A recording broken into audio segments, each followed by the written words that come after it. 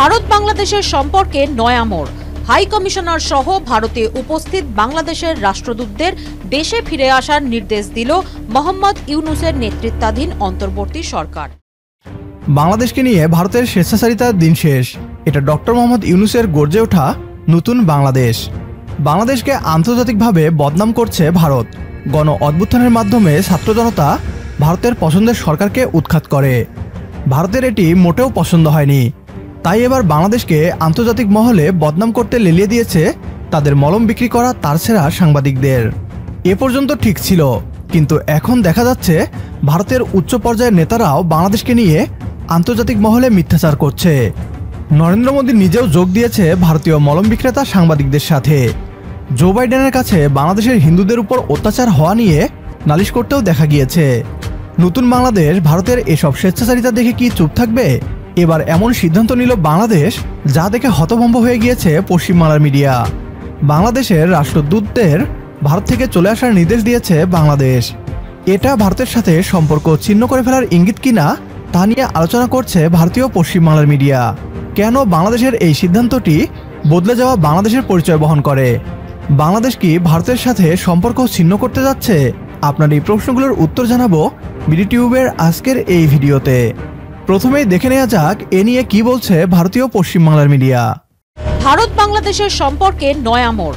High commissioner সহ ভারতে উপস্থিত বাংলাদেশের রাষ্ট্রদূতদের দেশে ফিরে আসার নির্দেশ দিল মোহাম্মদ ইউনূসের নেতৃত্বাধীন অন্তর্বর্তী সরকার। সূত্রের খবর, ভারতে থাকা 5 রাষ্ট্রদূতকে বাংলাদেশে ফিরে আসার নির্দেশ দেওয়া হয়েছে। বাংলাদেশের নতুন অন্তর্বর্তী সরকার চলতি সপ্তাহেই এই নোটিশ পাঠিয়েছে। ভারতে বাংলাদেশের হাই কমিশনার সহ 5 রাষ্ট্রদূতকে অবিলম্বে যাবতীয় ক্ষমতা হস্তান্তর করে বাংলাদেশে ফিরে আসতে বলা হয়েছে। বাংলাদেশের অন্তর্বর্তী সরকারের বিদেশ মন্ত্রকের এই সিদ্ধান্তে অখুশি অনেকেই। সূত্রের খবর, তারা অভিযোগ তুলেছেন স্বেচ্ছাচারিতার। বাংলাদেশে ক্ষমতা বদলের পর হাসিনা সরকারের নিয়োগ করা সমস্ত কর্তাদের সরিয়ে দিয়েছে ইউনূস সরকার, কিন্তু রাষ্ট্রদূতরা রাজনৈতিকভাবে নিয়োগ হন না। সেক্ষেত্রে কেন তাদের এভাবে দায়িত্ব ছেড়ে দেশে ফিরে আসতে বলা হচ্ছে তা নিয়ে প্রশ্ন তুলেছেন আমলাদের একাংশ। গত 5ই আগস্ট বাংলাদেশে গণ অভ্যুত্থানে পতন হয় আওয়ামী লীগ সরকারের। প্রধানমন্ত্রী পদ থেকে ইস্তফা দিয়ে ভারতে পালিয়ে আসতে বাধ্য হন শেখ হাসিনা।